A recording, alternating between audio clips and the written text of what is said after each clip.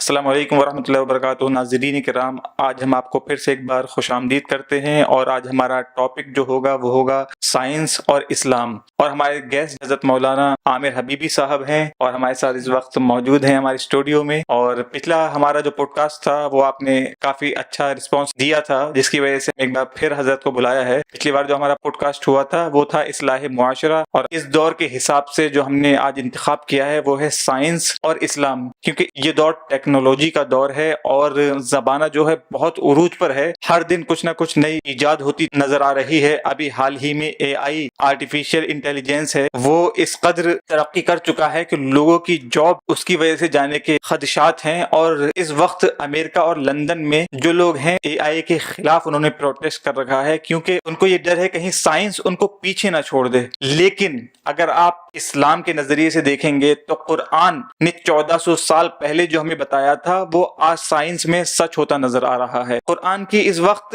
80% بات سائنس کے ذریعے ثابت ہو چکی ہیں، ابھی 20% باقی ہے، لیکن قیامت تک انشاءاللہ تعالی یہ قرآن بہت وسیع ہے اور قیامت تک کے لوگوں کے لیے ہے، تو وہ بھی کسی نہ کسی دن سچ ثابت ہوگا۔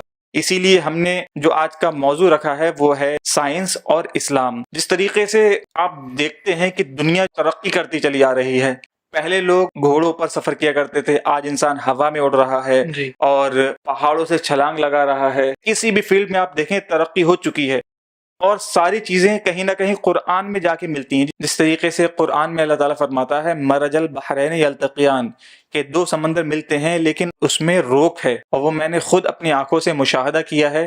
میں شری لنکا کے بارڈر پر گیا تھا، رامیشورم آئی لینڈ سے دھنش گڑی قریب 15 کلومیٹر کے فاصلے پر ہے۔ میں نے خود مشاہدہ کیا تھا، وہاں پر انڈین اوشین اور بے آف بنگال یہ دونوں ملتے ہیں، اور دونوں کا کلر بالکل الگ الگ ہے، ایک طرف وائٹ کلر ہے ایک طرف بلو کلر ہے۔ تو یہ قرآن نے 1400 سال پہلے فرما دیا ہے۔ تو کافی ساری چیزیں ہیں جو ڈسکور ہوتی چلی آ رہی ہیں۔ اگر آپ دیکھیں قرآن کی ان آیات پر وَلَقَدْ خَلَقْنَا الْإِنسَانَ مِنْ سُلَالَةٍ مِنْ طِينٍ، کہ اللہ تعالیٰ نے انسان کو کس چیز سے پیدا کیا، قرآن میں 1400 سال پہلے فرما دیا کہ ہم نے انسان کو ایک مٹی سے پیدا کیا، اور اس کے بعد اللہ تعالیٰ فرماتا ہے کہ ہم نے اس کو بوند میں تبدیل کیا، پھر اس بوند کو ایک قراری مکین، ایک محفوظ جگہ پر رکھا، اور اس کے بعد اس کو لوتھڑے کی شکل دی، پھر اس لوتھڑے پر بوٹی چڑھائیں، پھر اس بوٹی میں ہڈی چڑھائیں، پھر اس ہڈیوں پہ گوشت چڑھایا۔ اللہ تعالیٰ فرماتا ہے کہ ہم نے اس کو دوسری مخلوق بنا دیا، اور اللہ تعالیٰ خود فرماتا ہے فتبارک اللہ احسن الخالقین، کہ اللہ تعالیٰ سے بہتر کون ہے جو خالق ہے۔ سبحان اللہ۔ یہ سب کچھ 1400 سال پہلے اللہ تعالیٰ نے بیان فرما دیا تھا تاکہ لوگ عبرت پائیں، اور قرآن جو ہے قیامت تک کے لوگوں کے لیے ہے۔ تو اسی لیے چیزیں ڈسکور ہوتی رہیں گی اور ہم لوگ اس سے گین کرتے رہیں گے۔ جو آج ہم اپنی آنکھوں سے مشاہدات کر رہے ہیں وہ قرآن کریم نے 1400 سال پہلے ہی ہمیں بتا دیا کہ یہ چیزیں ہیں۔ تاخیر ہم نے کی ان کو ڈسکور کرنے میں، لیکن قرآن نے جو کہہ دیا وہ حقیقت میں موجود ہے۔ اور اصل میں دیکھیں حضرت، سائنس نام کس چیز کا ہے؟ سائنس نام ہے اللہ رب العزت کی بنائی ہوئی مخلوق میں، کائنات میں غور و فکر کرنے کا۔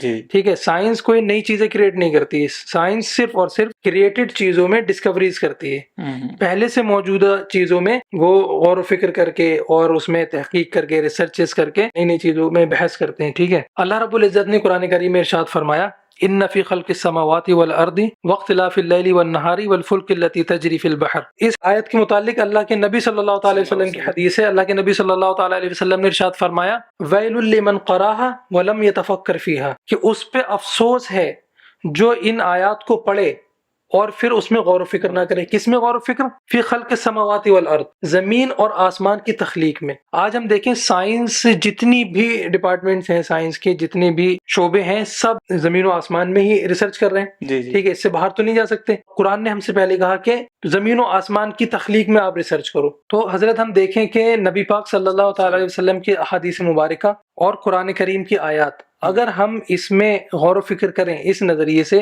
کائنات میں جو چیزیں موجود ہیں، اللہ کے نبی صلی اللہ علیہ وسلم نے ان کے متعلق کیا فرمایا ہے، قرآن نے اس کے متعلق کیا فرمایا ہے اللہ رب العزت نے، تو ہم بہت سی ایسی چیزیں پائیں گے جو آج سائنس بہت تاخیر سے ہمیں بتا رہی ہے، لیکن اللہ کے نبی صلی اللہ علیہ وسلم نے پہلے ہی ارشاد فرما دیا تھا۔ جیسے میں ایک آپ کو حضرت ریسرچ بتاؤں، اس ریسرچ پہ، اس بات پہ بہت ایشو بھی ہوتا ہے، ملحدین اعتراض کرتے ہیں کہ حضور صلی اللہ تعالی علیہ وسلم تو رحمت للعالمین بن کے آئے ہیں، پھر انہوں نے ایسا کیوں کہا؟ یہ جو گرگٹ ہوتا ہے حضرت، گرگٹ ہو گیا یا چھپکلی ہو گئی، بچ کپڑا، اس ٹائپ اس فیملی کے جتنے بھی یہ پائے جاتے ہیں، اللہ کے نبی صلی اللہ تعالی علیہ وسلم نے ان کے متعلق ارشاد فرمایا من قتل وزغة فی اول ضربۃ فلہ مئۃ حسنہ، اللہ کے نبی نے فرمایا جس نے اس کو دیکھتے ہی پہلی بار میں مار دیا تو اس کے لیے 100 نیکیاں ہیں، اور جس نے اس کو سیکنڈ اٹیمپٹ میں مارا اس کے لیے اس سے کم، اور جس نے اس کو تیسری مرتبہ میں مارا اس کے لیے اس سے کم۔ اب ہم دیکھیں کہ بظاہر تو اللہ کے نبی صلی اللہ تعالی علیہ وسلم نے ایک جان کو مارنے کا حکم دیا ہے، اس پہ ملحدین اعتراض کرتے ہیں، آپ کہتے ہیں کہ اللہ کے نبی رحمت للعالمین ہیں،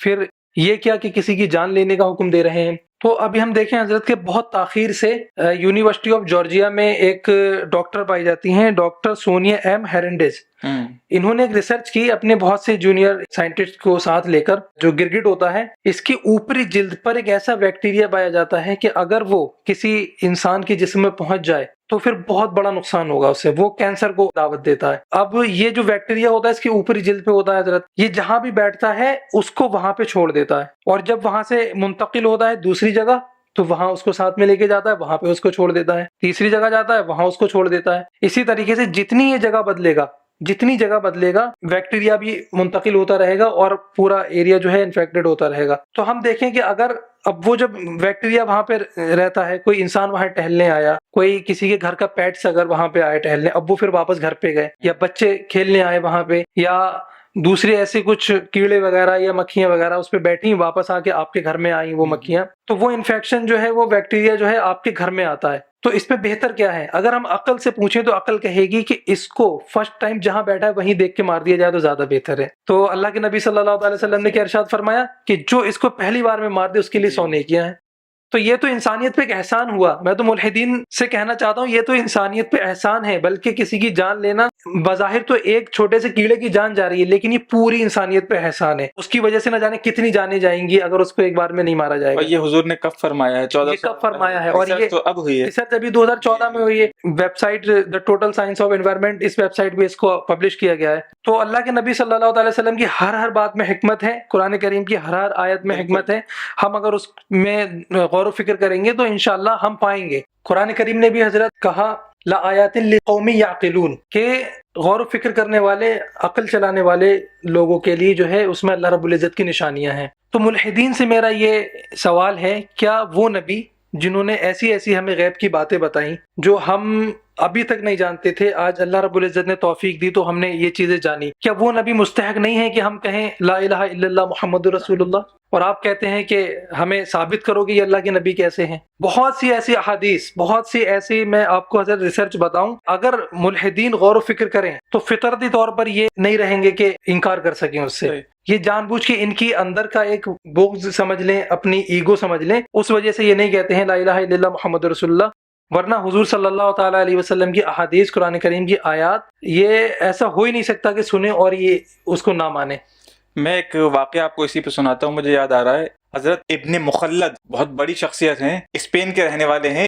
اب آپ سوچیں اس زمانے میں نہ ہی ایروپلین ہوا کرتے تھے، نہ ہی موٹر سائیکل ہوتی تھی، نہ ہی آٹوبس وغیرہ کچھ بھی نہیں ہوتے تھے، گھوڑا ہوتا تھا یا کشتی وغیرہ ہوا کرتی تھی، بڑے بڑے جہاز بھی نہیں ہوتے تھے۔ اس دور میں ابن مخلد اسپین سے کہاں پر آئے ہیں؟ عراق میں، بغداد میں، حضرت امام مالک کے پاس حدیث کا علم سیکھنے کے لیے۔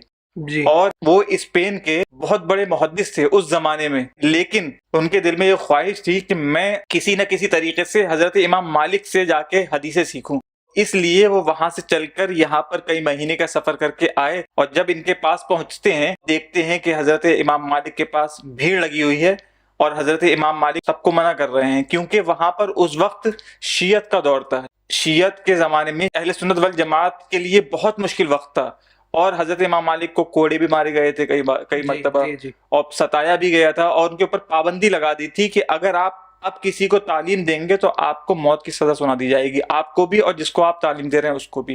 تو اس وقت امام مالک کے پاس ابن مخلد پہنچتے ہیں اور عرض کرتے ہیں کہ میں آپ سے علم حدیث سیکھنے آیا ہوں۔ اللہ۔ امام مالک کہتے ہیں کہ میں آپ کو حدیث نہیں سکھا سکتا، آپ جائیے۔ پہلا دن ہوا، دوسرے دن پھر حضرت امام مالک کے پاس حضرت ابن مخلد پہنچتے ہیں، کہتے ہیں حضرت میں بہت دور سے آیا ہوں آپ کے پاس حدیث سیکھنے کے لیے۔ انہوں نے کہا کہاں سے آئے ہو؟ کہا میں اسپین سے آیا ہوں۔ بولے آپ کہیں سے بھی آئے ہو، میں نہیں سکھا سکتا آپ کو۔ تیسرے دن پھر پہنچ گئے ابن مخلد ان کے پاس کہ میں آپ سے حدیث سیکھے بنا نہیں جاؤں گا. امام مالک کہتے ہیں تم اسپین سے آئے ہو, وہاں پر ایک ابن مخلد نام کا شخص رہتا ہے, بہت بڑا محدث ہے, آپ ان سے کیوں نہیں سیکھ لیتے؟ تو انہوں نے کہا حضرت میں ہی ہوں. یہ سن کے ان کی آنکھوں میں آنسو آ گئے کہ آپ میرے پاس اتنی دور سے آئے علم حدیث سیکھنے, اور یہ زمانے میں آپ کو سکھا بھی نہیں سکتا, لیکن انہوں نے کہا کہ میں آیا ہوں آپ سے سیکھ کر ہی جاؤں گا, مجھے شوق ہے. اب آپ سوچئے ان کا شوق ان کو لے کر کے آیا کہ حضور کی باتیں سیکھنے کے لیے. حضور صلی اللہ علیہ وسلم نے کتنے سال پہلے فرمایا تھا, وہ ساری باتیں اتنے دور سے سیکھنے کے لیے آئے تھے. تو انہوں نے کہا ایک طریقہ یہ ہے کہ آپ ایک سائل کی شکل میں آئیے گا, ایک فقیر کی شکل میں میرے پاس آئیں, میرے گھر پر مانگتے ہوئے, اور میں آپ کو کھانا کھلانے کے بہانے آپ کو گھر کے اندر داخل کروں گا, اور کھانا کھاتے وقت میں آپ کو روزانہ جو ہے حدیث سکھا دیا کروں گا. اس طریقے سے کئی سال گزرے, انہوں نے حدیث سیکھی, اور پھر وہ اپنے شہر واپس گئے اسپین. واپس جانے کے بعد انہوں نے ایک حدیث کی کتاب لکھی جس کو ابن مخلد کے نام سے جانا جاتا ہے. لیکن انگریزوں نے کیا کرا, یہودیوں نے اس کتاب کے جتنے بھی نسخے تھے ان سب کو جلا دیا, اور ایک نسخہ باقی رکھا جو آج جرمنی کی لائبریری میں آج بھی موجود ہے. اگر کوئی شخص چاہتا ہے کہ وہ اس کتاب کو پڑھے, اس کو جرمنی جانا پڑے گا, انشاءاللہ اپنا نام لکھوانا پڑے گا, اس کا فوٹو نہیں لے سکتا, لیکن یہ لوگ اس سے فائدہ لے رہے ہیں. حضور صلی اللہ علیہ وسلم کی ساری باتیں اس پہ لکھی ہوئی ہیں. خود تو یہ کہتے ہیں کہ یہ پچھڑے ہوئے ہیں, یہ پرانی باتیں ہیں, لیکن اس سے خود فائدہ اٹھا رہے ہیں, اور ہم کو اس پر عمل نہیں کرنے دے رہے. تو یہ زمانہ ہے. مطلب اللہ تعالیٰ نے قرآن نازل کیا ہے, فرماتا ہے انا انزلناہ قرآنا عربیا لعلکم تعقلون, کہ ہم نے عربی میں نازل کیا ہے قرآن تاکہ آپ کی عقل میں اضافہ ہو. لیکن یہ ملحدین کے لیے ایک جواب بھی ہے, اور قرآن نے تو خود چیلنج کر دیا ہے کہ قل فأتوا بسورۃ من مثلہ, کہ اگر آپ کے اندر اتنا علم ہے تو آپ کو چیلنج ہے, آپ اس کے مثل ایک سورت بھی لے کر کے آئیے. مگر قیامت تک کوئی بھی لا ہی نہیں سکتا. جس طریقے سے حضور صلی اللہ تعالی وسلم کے زمانے میں بھی کتنے لوگوں نے چیلنج کیا, اور ایک نے تو لکھ دیا تھا الفیل و ملفیل وما ادراک ملفیل. ایک شاعر تھا, اور قرآن کی ایک آیت نازل ہوئی تھی ان ھذا لشیء عجاب, کہ کیا ہی یہ عجیب چیز ہے. شیء عجاب, تو یہ عجاب لفظ جو تھا اس وقت کی عربی میں اتنا معروف نہیں تھا. ان کو لگتا تھا کہ یہ غیر فصیح ہے, یعنی کہ ان کو یہ لگتا تھا یہ عربی میں تو مستعمل نہیں ہے, پھر یہ عربی ہے ہی نہیں. ان کو یہ لگا کہ یہ قرآن جو ہے انہوں نے خود سے بنا لیا ہے. استغفر اللہ. تو حضور صلی اللہ علیہ وسلم نے اعلان فرمایا کہ تم میں جو کوئی بھی سب سے بہتر عربی بولنے والا ہے وہ آئے میرے ساتھ کلام کرے. اس وقت پہاڑی پہ ایک بہت بزرگ شخص جس کو ادیب اور فصیح و بلیغ عربی کا ماہر کہا جاتا تھا, لوگوں نے اشارہ کیا کہ وہ فلاں پہاڑی پر ایک شخص رہتا ہے, وہ سب سے زیادہ فصیح عربی جانتا ہے اس دور میں. تو حضور صلی اللہ علیہ وسلم نے کہا ٹھیک ہے, تمام لوگ میرے ساتھ وہاں پر چلیں. تمام لوگ حضور صلی اللہ علیہ وسلم کے ساتھ اس پہاڑی پر پہنچتے ہیں. جب اس شخص کے گھر میں حضور داخل ہوتے ہیں تو وہ آدمی جو ہے حضور صلی اللہ علیہ وسلم کو دیکھ کر اچانک کھڑا ہو جاتا ہے. جب وہ کھڑا ہوتا ہے تو حضور صلی اللہ علیہ وسلم اس کی کرسی پر بیٹھ جاتے ہیں.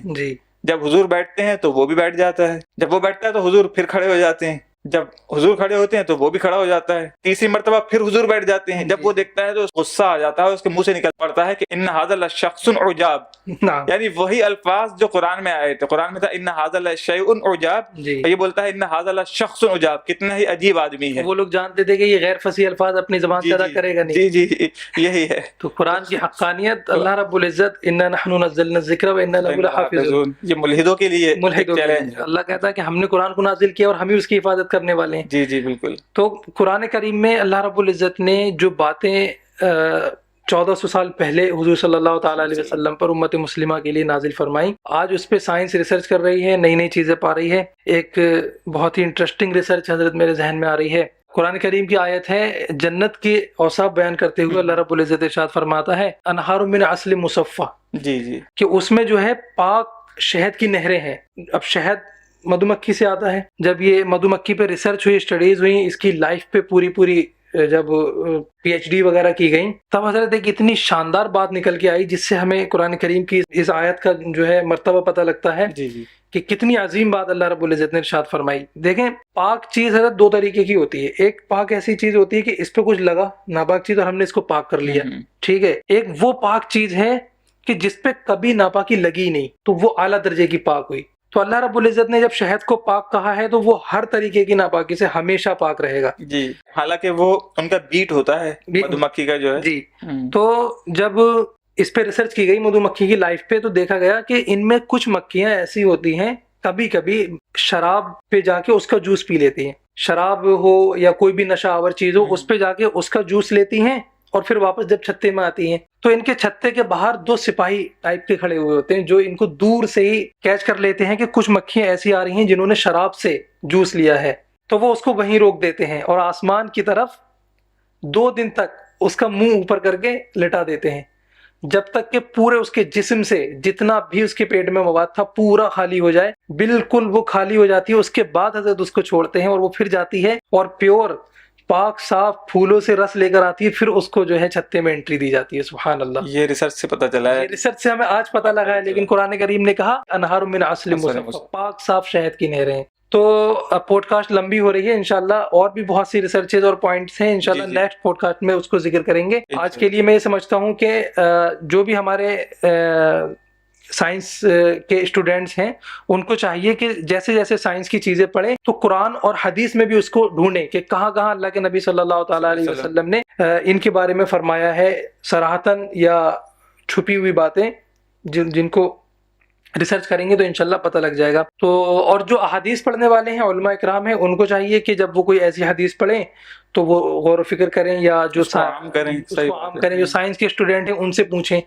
تو انشاءاللہ اس طریقے سے جب ہم کام کریں گے تو ملحدین کا ایک اچھا رد کیا جا سکتا ہے، اور اس کی ضرورت بھی ہے۔ آج ہم دیکھیں یونیورسٹیز وغیرہ میں بہت سے ہمارے بچے چلے گئے الحاد کی طرف، بہت سے ان کے غیر مسلم دوست ہیں، تو وہ جب اپنے خداؤں کا انکار کرتے ہیں تو پھر ان کو بھی ساتھ میں لے کے آتے ہیں، کہتے ہیں کہ آپ بھی پھر ہماری طرح لبرل رہو۔ اسی طریقے سے یہ الحاد تک پہنچ جاتے ہیں، یہاں تک کہ گمراہی اور ہلاکت کے دہانے پہ کھڑے ہوتے ہیں۔ حضرت اس زمانے میں ایتھیز کافی ترقی سے بڑھ رہے ہیں، ابھی انٹرنیٹ پہ انڈیا میں آدم نام سے اور کچھ نام سے یہ بہت یوٹیوب کا پورا فائدہ لے رہے ہیں، ایکس مسلم کر کے پوری بنا لی۔ حالانکہ اسلام میں یا پوری دنیا میں ایک تو مسلم ہوتا ہے یا نان مسلم ہوتا ہے، ایکس مسلم کچھ ہوتا ہی نہیں ہے، لیکن وہ لوگوں کو گمراہ کرنے کے لیے کہیں نہ کہیں سے شیطانی ہتھ کنڈے اپنا رہے ہیں، کیونکہ یہ ٹیکنالوجی کا زمانہ ہے تو وہ اس ٹیکنالوجی کو یوز کر رہے ہیں۔ حالانکہ ٹیکنالوجی ساری قرآن سے ہے، قرآن میں پہلے ہی فرما دیا جا چکا ہے ہر چیز، چاہے آپ سائنس ہو، چاہے میتھ ہو، چاہے بایولوجی ہو، چاہے وہ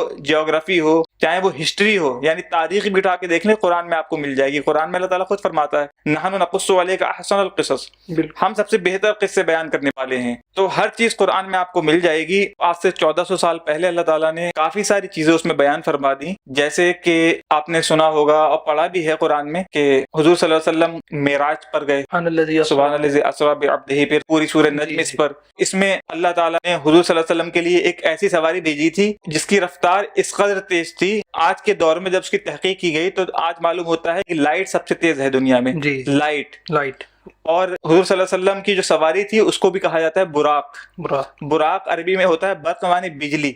اگر آپ دیکھیں تو پہلے ہی ہر چیز قرآن اور حدیث میں بیان کی جا چکی ہے، بس اس کو سمجھنے کی ضرورت ہے۔ اور جس طریقے سے اوپن ہارٹ سرجری، جو دل کی سرجری ہوتی ہے، وہ حضور صلی اللہ علیہ وسلم بچپن میں ہی اللہ تعالیٰ نے کر دی تھی، تو سب سے پہلے تصور دے دیا۔ جی بالکل، حضور صلی اللہ علیہ وسلم کا 2 مرتبہ یا 3 مرتبہ غالباً ہوئی ہے اوپن ہارٹ سرجری۔ یہ تو لوگ آج دل چینج کر رہے ہیں، مگر یہ پہلے ہی ہو چکا ہے۔ اگر کوئی بلیو کرنے والا ہے اس کا ایمان اور بڑھتا چلا جائے گا ان چیزوں کی وجہ سے، اور ضروری بھی ہے کہ ہم اللہ پہ ایمان رکھنے والے ہیں تو ہمارے ایمان میں اور اضافہ ہوتا ہے۔ جب بھی کوئی نئی چیز ایجاد ہوتی ہے تو وہ قرآن میں پہلے سے ہی موجود ہوتی ہے۔ اللہ تعالیٰ سے بس یہی دعا ہے کہ جو ایتھیسٹ ہیں اللہ تعالیٰ ان کو بھی ہدایت دے تاکہ یہ اس گمراہی سے بچیں اور آخرت میں اللہ تعالیٰ کے سامنے شرمندہ نہ ہوں۔ اور اللہ تعالیٰ سے دعا کرتے ہیں ہم تمام کہ ہمیں قرآن اور حدیث پر عمل کرنے کی توفیق عطا فرمائے۔ استغفر اللہ ربی من کل ذنب و اتوب الیہ۔ آپ لوگوں سے گزارش ہے کہ زیادہ سے زیادہ قرآن پر ریسرچ کریں اور اس کے ترجمے کو بہتر طریقے سے پڑھیں تاکہ آپ بھی اس قرآن سے فائدہ اٹھائیں اور آپ فائدہ اٹھانے کے بعد دوسروں تک اس بات کو پہنچائیں۔ اور ہمارے چینل کو اگر آپ نے سبسکرائب نہیں کیا ہے تو ضرور اس کو سبسکرائب کریں اور ہمارے اس ویڈیو کو بھی آپ دوسروں تک پہنچائیں۔ انشاءاللہ تعالی ہم آپ کے سامنے پوڈ کاسٹ نئے ٹاپکس پہ لاتے رہیں گے۔ فی الحال آج کے لیے اتنا ہی۔ ہم اپنے مہمان کا شکریہ ادا کرتے ہیں کہ انہوں نے ہمیں ٹائم دیا اور یہاں پر آئے۔ بہت بہت شکریہ آپ کا، اور آپ سب کا بھی بہت شکریہ کہ ہمیں آپ نے دیکھا اتنی دیر تک، اور ملتے ہیں پھر نیکسٹ ویڈیو میں۔ السلام علیکم۔